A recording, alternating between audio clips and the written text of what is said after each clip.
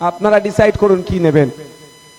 মায়েদের হাতে দিচ্ছে লক্ষ্মীর ভান্ডার 1200 টাকা 1500 টাকা।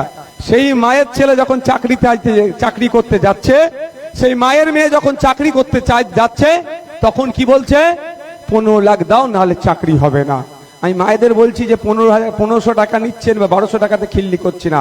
আমরা বলছি যদি আগামী দিনে আমাদের সুযোগ দেয়, মায়েদেরকে 5000-এর ব্যবস্থা আমরা করব। হ্যাঁ, তার পরিবর্তে রাজ্য একটু কাজ বুঝে নেবে। কারণ এখন কি হচ্ছে, কথায় কথা বলছে বেশি বকলে লক্ষ্মীর ভান্ডার কেড়ে নেবো, এই বলারও সুযোগ আমরা দেব না। মায়েরা তখন মাথা তুলে বলবে, এই ভিক্ষা আমাকে দিচ্ছিস না, আমি কাজ করছি, এই জন্য কাজ আমি টাকা পাচ্ছি।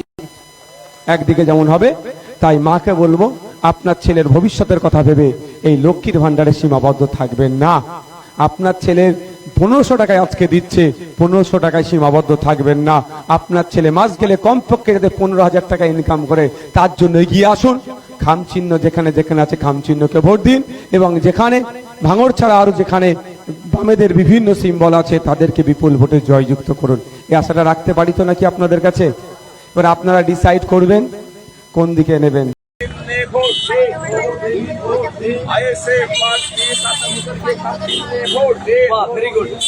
চকলেট ডিবেটে নিয়ে এসছে।